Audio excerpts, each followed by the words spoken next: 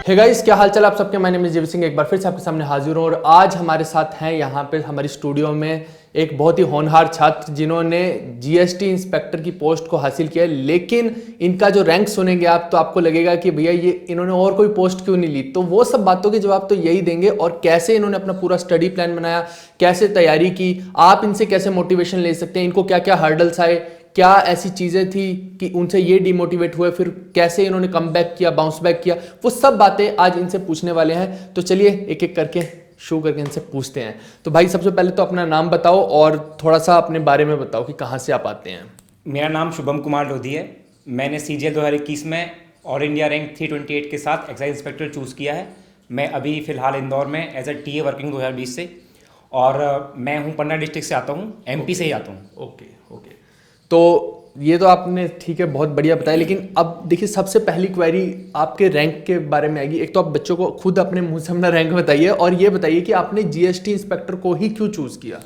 Actually मेरी जो rank है वो AIR 328 है, और मेरा GST इंस्पेक्टर लेने का मन इसलिए था क्योंकि मुझे अपना होम स्टेट चाहिए था। जनरली आप यदि अपना होम स्टेट आना चाहते हैं तो आपको दो ही ऑप्शन है 4600 गेट पे में, एक तो इनकम टैक्स इंस्पेक्टर है या आपका एक्साइज इंस्पेक्टर है। हाँ। पर वैसे ही इनकम टैक्स इंस्पेक्टर की जो पोस्ट हैं वो बहुत ही कम होती हैं, तो मैंने इतनी अच्छी रैंक लाने के बाद भी रिस्क नहीं लेना चाहा, तो मैंने अपना GST इंस्पेक्टर चूज़ किया क्योंकि उसकी वैकेंसी काफ़ी थी, लगभग 94 वैकेंसी थी, तो मेरी रैंक के अकॉर्डिंग मुझे ये आसानी से मिल जाएगा। अच्छा, मतलब आपकी लोकेशन पे 94 के आसपास वैकेंसी हाँ। थी, तो इस वजह से ऐसा हो हाँ। गया। दूसरे लोगों को यूनिफॉर्म का भी रहता है ना कई बार, तो कि हाँ यूनिफॉर्म पहन के थोड़ा सा ऐसे टशन सा लगता है। यूनिफॉर्म का क्रेज तो जैसे है ही है कि यूनिफॉर्म में क्या रहता है कि एक अलग ही फील आता है, सोशल रिस्पेक्ट भी ऐसे आप कह सकते हैं कि जब कि आप सामने वाले को आप यूनिफॉर्म में देखते हो तो आपके मन में एक अलग ही उसके लिए सोशल रिस्पेक्ट जनरेट हो जाती है। तो कहीं ना कहीं यूनिफॉर्म का भी एक अलग ही चार्म है, तो जिस कारण से मैं उसमें अट्रैक्ट हुआ। और जनरली मेरे 10 से 12 दोस्त जो हैं वो MP में ही, मतलब सेम भोपाल जोन में ही GST इंस्पेक्टर लगे हुए हैं, तो कहीं ना कहीं एक हमारा सर्कल क्रिएट हो जाएगा कि सारे इंस्पेक्टर हैं, तो वहाँ से मुझे थोड़ा सा एक्साइज लेने का मन बना। तो अभी नेक्स्ट क्वेश्चन एक स्टूडेंट के माइंड में, देखिए जो बिगिनर होते हैं ना उनके माइंड में सबसे बड़ा एक क्वेश्चन आता है कि क्योंकि वो बिगिनर है, एक तो उन्हें प्रॉपर गाइडेंस नहीं कहीं से मिल पाती, और उन्हें ये नहीं समझ में आ पाता कि अभी जैसे मान लीजिए कि लगभग 3 महीने का टाइम है हमारे पास, तो क्या इतने कम समय में हम CGL को क्रैक कर भी सकते हैं कि नहीं कर सकते हैं। थोड़ा सा एक तो ये बारे में बताइएगा, और अगर हम क्रैक कर सकते हैं तो एटलीस्ट हमारा Tier 1 तो क्लियर हो जाए, क्योंकि फिर Tier 2 के लिए लगभग 3 मंथ का टाइम मिलेगा।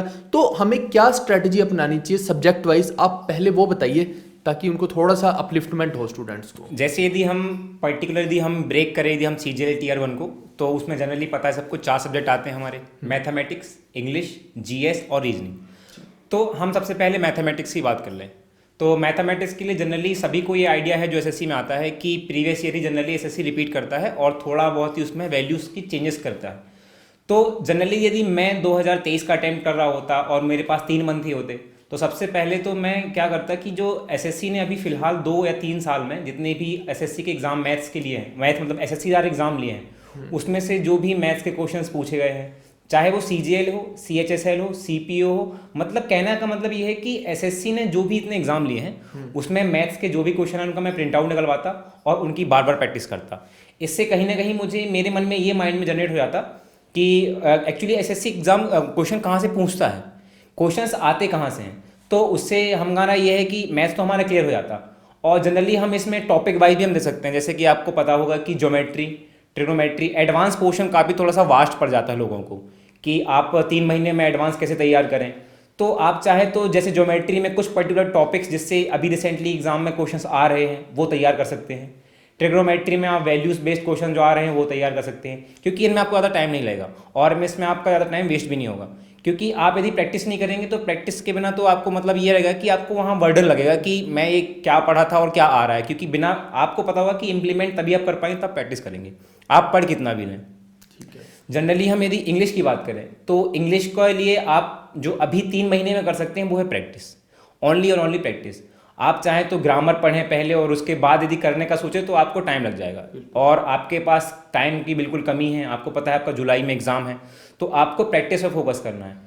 प्रैक्टिस के लिए जनरली पिनिकल की बुक आती है, पिनिकल में आप उसका 3rd एडिशन ले सकते हैं। अच्छा। और उसमें आप जितने भी SSC के एरर्स स्पॉटिंग है, सेंटेंस इंप्रूवमेंट है, वो सब आप सॉल्व कर सकते हैं। बेसिकली प्रीवियस ईयर की बात है कि हाँ। वो कोई भी हो, चाहे किताब, हम किसी की भाई प्रमोशन नहीं कर रहे हैं ठीक है, तो कोई भी किताब हो जिसमें प्रीवियस ईयर है, चाहे वो किरण की आपके पास, चाहे पिनाकल किसी की भी है, वो कंटेंट सबका सेम ही रहता है। तो ये इनका कहने का मतलब है कि उसके डायरेक्ट क्वेश्चन से आप प्रैक्टिस कीजिए। मान लो कि एरर है तो डायरेक्ट उसके क्वेश्चन को देखो और पीछे सॉल्यूशन दिया होता है तो उसको देखिए, तो उसी से आपको क्लैरिटी होती जाएगी।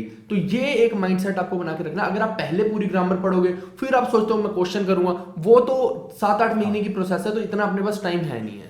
और जनरली ऐसे आपको पता है कि पैराजम्बल्स बहुत आ रहे हैं, टफ आ रहे हैं, लोगों को टफ लग रहा है, तो आपको पर डे कम से कम 20 से 25 पैराजम्बल सॉल्व करने हैं। हाँ। तब जाके आपकी प्रैक्टिस जनरेट हो पाएगी और आपको पता लगेगा कि हमको पैराजम्बल को पकड़ना कैसे है, कि हम किस सेंटेंस को कहाँ पर इंप्रूव और सेट करें। एग्जैक्टली। और सेम उसी से हमारे साथ जाता है क्लोज टेस्ट और पैसेज के साथ। तो पर डे आप यदि 5 क्लोज टेस्ट या 5 पैसेज भी लगाते हैं तो आपके लिए कंप्रिहेंशन का एक बहुत ही अच्छा स्ट्रॉन्ग पॉइंट बन जाएगा।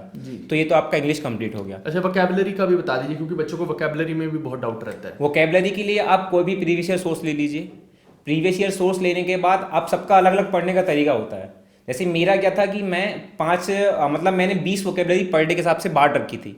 मैंने कहा 5 एंटोनिम, 5 सिनोनिम, 5 वन वर्ड और 5 इडियम फ्रेज मुझे तैयार करने हैं। तो इससे मेरे साथ ये होता था, यदि मैं ज़्यादा खाना एक जो कहते हैं ना कि थाली में आप खाते हो तो थोड़ा थोड़ा खाओ वाला सीन रहता है, तो वही सीन है। तो आप ये है कि थोड़ा सा आप 20 कर लो, अगले दिन आप नए 20 पढ़ोगे, पुराने 20 करोगे। ऐसे करते करते जब आप एक हफ्ते पे पहुंचोगे ना तो आपके पास नए 20 पढ़ने रहेंगे और पुराने 120 भी रिवाइज करने रहेंगे। और कल को आपने यदि 50 या 100 का पर डे टारगेट बनाया तो आप सोचो कि आप 6वें दिन जाओगे या 7वें दिन जाओगे तो आपको 100 नए पढ़ने और पुराने 600 रिवाइज करने हैं। तो एक वो बहुत बड़ा आपके माइंड में बर्डन क्रिएट हो जाएगा और आप कहीं ना कहीं हो सकता है वोकैबुलरी को छोड़ दो कि चलो ठीक है, बर्डन हो गया है, मुझे भूल नहीं है। तो इससे क्या है कि आपकी प्रैक्टिस भी नहीं हो पाएगी और आपको वोकैबुलरी याद भी नहीं होगी। जी ठीक है, ये तो इंग्लिश का हो गया। अब आगे रीजनिंग का भी बता दीजिए कि रीजनिंग के लिए अभी क्या करना चाहिए। रीजनिंग के लिए जनरली आप मॉक पर प्रैक्टिस करो, मॉक पर डिपेंड रहो। आपको लगता है कि आपका कोई टॉपिक वीक है तो आप उसके पर डे 50 क्वेश्चन लगभग प्रैक्टिस करो। आप किसी भी टॉपिक को उठा करके पर डे उस पर 50 क्वेश्चन उसके प्रैक्टिस करो। तो इससे क्या रहेगा कि आपके माइंड में जो भी आपका जो सीरीज या पैटर्न जो एग्जामिनर फिक्स करना चाहता है वो आपके मन में भी फिक्स हो जाएगा। रीजनिंग मैथ्स की यदि हम बात करें जनरली तो एक्चुअली में हमको क्या है कि जो एग्जामिनर है उसकी स्ट्रेटजी पकड़नी है। वो एक्चुअली में कहना क्या चाहता है, किस बेसिस पे उसने क्वेश्चन को डेवलप किया है, किस पे बनाए हैं। यदि हमने वो पैटर्न पकड़ लिया, वो यदि हमने ग्रैब कर लिया तो हम इजीली मैथ्स और रीजनिंग को टैकल कर लेंगे। और रीजनिंग की जो प्रैक्टिस है वो मैं तो कहूँगा आप मॉक से करिए। मॉक से जनरली क्या होता है कि हमको मार्क्स इंप्रूव हमको देखने को मिलते हैं। तो हमको रीजनिंग की प्रैक्टिस तो मॉक से ही करनी चाहिए। और आप चाहो तो बुक से भी, कुछ लोग प्रेफर करते हैं तो बुक से भी कर सकते हैं, किसी भी पर्टिकुलर प्रीवियस ईयर से। जी, क्या एक्चुअली में क्या है कि कोई पर्टिकुलर, जैसे आप बिगिनर हो, अगर कोई पर्टिकुलर टॉपिक है ना, मान लो कोडिंग डिकोडिंग आपने कभी देख ही नहीं रखा, तो वहां पे एक बार यूट्यूब पे डालना कोडिंग डिकोडिंग, यार भरे पड़े हैं लोगों के लेक्चर, तो एक बार वो सारे टाइप्स देख लीजिए। 3-4 टॉपिक ही ऐसे होते हैं, ऐसा तो है नहीं रीजनिंग में सारे। अब आप जब रीजनिंग देखेंगे, अब मान लो फिगर काउंटिंग वगैरह, तो उसमें क्या करेंगे, अपना दिमाग ही लगाना पड़ेगा और इतनी ट्रिक्स आप याद भी नहीं रख सकते। लोग दुनिया भर की ट्रिक्स बता देते हैं, तो मेरे हिसाब से तो इतनी याद रहती भी नहीं होंगी। और ठीक है, ये रीजनिंग का पता है एक और सब्जेक्ट रहेगा। जीएस के लिए तो मैं क्या ही बताऊं, जीएस के लिए आपके लिए जीवी वेटमोर से ज्यादा कोई सोर्स ऑफ मोटिवेशन होगा ही नहीं। जितना इन्होंने जीएस के लिए बता रखा है उससे इनफ है, मोर देन सफिशिएंट है एसएससी के लिए वो। तो जीएस के लिए तो आप इन पे ही रिलाई कर सकते हैं पूरा। ठीक है भाई, वो तो मैंने आपको भर भर के सब बता रखा है जीएस का, तो मुझे लगता है वो कर लेंगे, मोर देन सफिशिएंट रहेगा।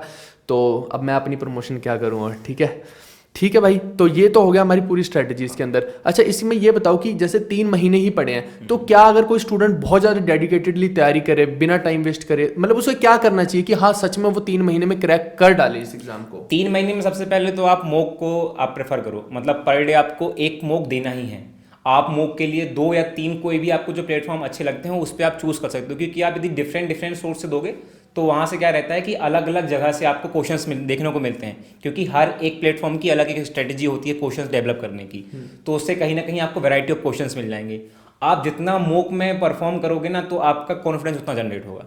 यदि आपने सब कुछ पढ़ रखा है, आपने मॉक नहीं लगाए हैं, तो कहीं ना कहीं ऐसा हो सकता है आपके साथ कि आप एग्जाम में बैठो और आप डर जाओ।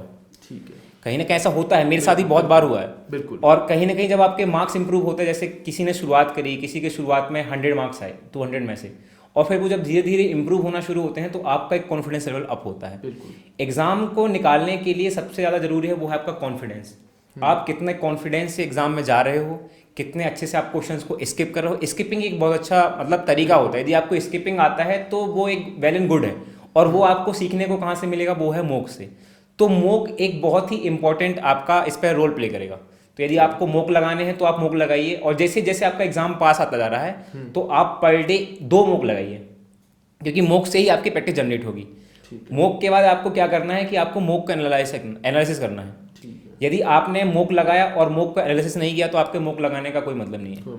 आपको एनालिसिस करने के भी तरीके होते हैं। सपोज आपको कोई मैथ्स का सेक्शन आपको मिला, आपको मैथ्स के सेक्शन में कोई क्वेश्चन नहीं बना, तो मैं तो कहूँगा कि आप उसी टाइप के क्वेश्चन के कम से कम 20 से 30 क्वेश्चन लगा लीजिए। उससे ये रहेगा कि नेक्स्ट टाइम कभी भी मॉक में वो क्वेश्चन आएगा तो आपसे बन जाएगा। तो इससे क्या होता है, आपके मार्क्स इंप्रूव होते हैं। मार्क्स इंप्रूव करने की स्ट्रेटेजी यही होती है। यदि आपका कहीं स्टैग्नेशन आ जाता है, कभी आपके मार्क्स इंप्रूव नहीं होते हैं, तो उसका मतलब ये है कि आप एनालिसिस नहीं कर रहे हैं। बिल्कुल। यदि आप एनालिसिस नहीं करें तो आपके मार्क्स इंप्रूव नहीं होंगे। अच्छा, आपने कितने मॉक दिए थे अपने टाइम में? मैंने प्री में लगभग 3 प्लेटफॉर्म के, यदि मैं मान के चलूँ तो मैंने लगभग 250 मॉक दिए थे प्री में। 250 मॉक दिए थे प्री के अंदर ही भाई। तो आप देख सकते हैं कि भाई थोड़ा सा आपको अपनी मेहनत को इम्प्रूव करने की ज़रूरत है। इससे बस हमें ये पता लगेगा कि सच में जो टॉपर्स होते हैं वो मेहनत कितनी करते हैं। हम यूजुअली क्या करते हैं, नॉर्मल बच्चे होते हैं वो 30-40 मॉक लगा के थक जाते हैं और उन्हें लगता है कि हो गया बस, और फिर भी हमारा एग्जाम नहीं क्लियर हो पा रहा। तो यहाँ से आपको आइडिया लगेगा कि आपकी मेहनत का लेवल क्या होना चाहिए भाई। तो खुद को थोड़ा सा पुश कीजिए, एक्स्ट्रा टाइम दीजिए, तभी आप कुछ कर पाएंगे। अच्छा, जब आप तैयारी कर रहे थे तो बहुत ज़्यादा डिमोटिवेशन भी कई बार आ जाता है, क्योंकि यूजुअली ये हर स्टूडेंट के साथ ही रहता है कि हाँ, एक दौर ऐसा आता है कि आज बिल्कुल नहीं पढ़ाई हुई और कंसिस्टेंसी ब्रेक हो जाती है, जबकि हमें पता है कि कंसिस्टेंसी से ही सब कुछ होने वाला है। तो उसको कैसे डील करे स्टूडेंट? जैसे कई बार ऐसे मेरे साथ ये हुआ कि जब मैं तैयारी कर रहा था तो मैंने जनरली, मेरी जो जर्नी है वो 2018 से स्टार्ट होती है। मैंने सबसे पहले जो है 2018 का सीजीएल दिया था, तो मैंने प्री दिया, प्री मेरा निकल गया। मेंस दिया, उस समय मैं मेंस में बताऊँ तो मेरी सबसे बड़ी गलती ये थी कि मैंने मॉक नहीं लगाए थे, तो मैं फिर वहीं लैक हो गया। मैंने मेंस दिया, टियर 3 दिया, और कहीं ना मैं कैसे भी करके डीबी तक पहुंच गया। अच्छा। तो उस समय तो मुझे ये लग गया था कि मैं एसएससी के लिए बना हूँ। हाँ। तो मैंने एसएससी का सोच लिया कि अब मैं एसएससी करूँगा। फिर मैंने 2019 में बहुत अच्छे से तैयारी करी, मतलब आप समझ सकते हो कि मतलब पूरा डेडिकेशन होकर तैयारी करी। पर कहते हैं कि आपका एग्जाम के लिए लक भी कहीं ना कहीं एक फैक्टर होता है, जरूरी होता है कि आपका लक होता हो तो होता है। तो 2019 का आपने किस्सा सुना होगा कि 18 नवंबर का पेपर था, तो 18 नवंबर को मेरा शिफ्ट फंसी और मेरे 195 मार्क्स आए, जिस कारण से मुझे 25 नंबर का नुकसान हुआ। और जो मेरा सिलेक्शन था वो मेरा 2 नंबर से रुक गया था। तो कहीं ना कहीं उन 2 क्वेश्चन ने मेरी उस समय सक्सेस रोक दी। हो सकता है कि मैं तभी जीएसटी इंस्पेक्टर बन जाता। बिल्कुल बिल्कुल। तो एक तो मेरा वो थोड़ा सा डिमोटिवेशन वाला पीरियड था, पर मैंने फिर भी कहीं ना कहीं मन में एक मतलब पॉजिटिव सोचा कि कभी ना कभी तो एक फेयर चांस आएगा। हाँ। और वो फेयर चांस आया 2020 का, जब सिंगल शिफ्ट का मेंस हुआ। तो 2020 में सबको फेयर चांस मिला, तब मैंने कहा कि अब दिखाने का मौका है।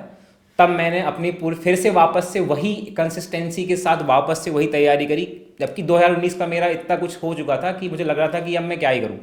फिर मैंने 2020 में वापस से वही अपनी एनर्जी वापस से एकदम रिकलेक्ट करके एग्ज़ाम दिया, और फिर मैंने 546 मार्क्स मेरे उस समय आए थे। अच्छा। तो उस समय भी मुझे जीएसटी इंस्पेक्टर मिल रहा था, पर वो है कि साउथ जाना पड़ता और मुझे थोड़ा होम सिकनेस है। अच्छा। और मेरे सारे दोस्त यही हैं, तो मैंने उस समय भी सोचा कि लोअर ग्रेड पे लेकर के अपना होम वापस, मतलब ये सब्जेक्टिव हो सकता है, सबकी अपनी अपनी चॉइस होती है कि किसी को कहीं और जाना है, कोई ले सकता है। पर उससे किसी की सीट खराब नहीं हुई एक तरह से, क्योंकि आपने लो पोस्ट ले ली तो वो बड़ी वाली किसी और को मिल गई। तो मैंने मतलब सीट वेस्ट वाला वो कभी नहीं, वो नहीं किया आपने, नटशल बात ये। और उस समय क्या हुआ था कि फिर 2000 मतलब मेरा हुआ कि सीएचएसएल मैंने दे रखा था, तो सीएचएसएल भी मेरा मतलब हो गया था और मेरी अच्छी खासी रैंक बन रही थी, 231 नंबर थे मेरे। अच्छा। पर मैं डीयू में नहीं गया। अच्छा। क्योंकि मेरा ऑलरेडी टीए में हो रखा था, तो मैं क्यों इस शो ऑफ के चक्कर में कि ज़्यादा पोस्ट जो आजकल लोग कर रहे हैं, बहुत बढ़िया, तो मैंने नहीं किया। और उस कारण से जो मेरे फ्रेंड सर्कल में लोग थे जिनको एज अ पीए मिला है सीएचएसएल से, वो बहुत खुश हुए। अच्छा। उन्होंने किया कि हो सकता है कि उनको ही मिल गई हो मेरी सीट, ऐसा भी हो सकता है। बिल्कुल बिल्कुल। तो ऐसे बहुत से लोग होते हैं जो करते हैं, तो ऐसा नहीं करना चाहिए मेरे हिसाब से। तो मेरा ये डीमोटिवेशन वाला पीरियड थोड़ा वहाँ से हटा, और इसके लिए मेरे मतलब फ्रेंड्स ने मुझे सपोर्ट किया, फैमिली ने बहुत सपोर्ट किया। अच्छा। और फिर थोड़ा सा एक मुझे जो मोटिवेशन आता था वो ये था कि एक हैंडसम अमाउंट ऑफ सैलरी है जी एक्साइज की, तो कहीं ना कहीं वो एक वर्दी का चार्म है। तो इन सब से मुझे थोड़ा मोटिवेशन मिला। बहुत ही बढ़िया इन्होंने परफॉर्म किया है। और अभी आगे क्या प्लान है आपका, मतलब आगे फिर अब सीजीएल तो हो गया है, तो क्या मतलब यूपीएससी में जाना है या कुछ और करना है, कुछ ऐसा प्लान आगे? जनरली जो मेरे जो सीनियर्स हैं, उन्होंने सबने ये सजेस्ट किया है कि तुमको यूपीएससी करना चाहिए। अच्छा। क्योंकि उनका ये मानना है कि जितना मेहनत मैंने एसएससी में करी है, यदि उसका मैं 70% भी करता हूँ तो मेरा शायद यूपीएससी क्लियर हो जाएगा। ओके। क्योंकि वहाँ पर क्योंकि मेरे को अभी ये है कि कंसिस्टेंसी तो मेरे मन में है ही है। हाँ। क्योंकि मैंने एसएससी किया है, इतना समय दिया है, तो उनको ये भरोसा है कि मैं कंसिस्टेंट तो हूँ। तो यदि मैंने यही कंसिस्टेंसी यूपीएससी में दिखाई तो शायद मेरा क्लियर हो जाएगा। बिल्कुल।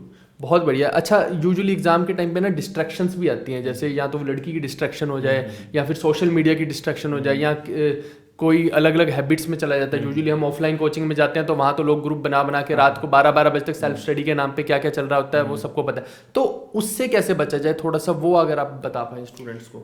जैसे क्या है कि शुरुआत से मेरा ये रहा है कि मैंने जो सोच लिया तो सोच लिया वाला मेरा थोड़ा सा था मन में कि मैंने यदि ये सोच लिया कि मुझे ये करना है तो करना है। तो जनरली लोग, मैंने डिस्ट्रैक्शन तो मैं भी हुआ, ऐसा नहीं, डिस्ट्रैक्शन सबके साथ होता ही है जनरली। आपको पता ही होगा कि ये चीज़ जो है एक उम्र है आपकी, तो डिस्ट्रैक्शन तो आपको होगा ही होगा। पर कहीं ना कहीं इन चीज़ को भी आप चाहो तो प्रायोरिटाइज कर सकते हो। आप समय के हिसाब से चीज़ों को बांट सकते हो। यदि आप एक वीक में जैसे 7 दिन है तो आप यदि 6 दिन पूरी यदि आप डेडिकेट होकर मेहनत करते हो, मतलब 6 दिन आप अपने आप को ईमानदारी से देते हो, तो एक दिन आपके दोस्तों में देने में आपको कोई हर्ज नहीं है। मैंने हमेशा शुरुआत से तैयारी करी तब यही किया है कि मैंने एक वीक में 6 दिन तो पढ़ा ही पढ़ा है, और 7वें दिन संडे को मैंने आज तक पढ़ाई नहीं करी है। अच्छा। संडे को मैं हमेशा मूवी घूमता था, मूवी देखता था, पर वो सबके ऊपर अलग अलग रहता है क्योंकि मैंने 6 दिन ईमानदारी से काम किया है। मुझे लगता है यदि मैं अपने काम से सेटिस्फाइड हूँ तो मैं 7th डे एक दिन अपने लिए निकाल सकता हूँ। तो वो आपके ऊपर डिपेंड करता है कि आप कितने हिसाब से अपने आप को ईमानदार हो। यदि आप ईमानदार हो तो आप मतलब डिस्ट्रैक्शन आपको नहीं होगा, क्योंकि आप 7th डे जो है आप अपने लिए एक रिजर्व रख रहे हो, तो आपको 6 दिन में डिस्ट्रैक्शन नहीं होगा। और उससे मोटिवेशन भी बना रहता है कि हाँ मेरे को पूरे हफ्ते काम करना है, फिर ये 7th डे मेरे को मजे मारने हैं। और मैं मजे तभी मारूंगा अगर मैं पूरे हफ्ते जोर जबरदस्त तरीके से काम करूंगा। पर कुछ लोग होते हैं वो साला बह जाते हैं भावनाओं में, वो फिर 7वें दिन मौज मस्ती हुई ना तो 8वें दिन 9वें दिन वो फिर मौज मस्ती करता है, तो बस वहीं पे वो गलत हो जाता है। तो हमने देखा भाई कि कैसे भाई ने फोड़ा है, बहुत मजे आए आपसे बात करके, तो बहुत सही आपने किया है, एक सेट लेवल किया है, और मेरे को लगता है मॉरली भी आपने बहुत अच्छा काम किया है कि आपने किसी की सीट भी खराब नहीं किया है सच। तो all the best for your future. बहुत मजा आया आपसे मिलके। तो ठीक है भाई, मिलते हैं फिर, है ना।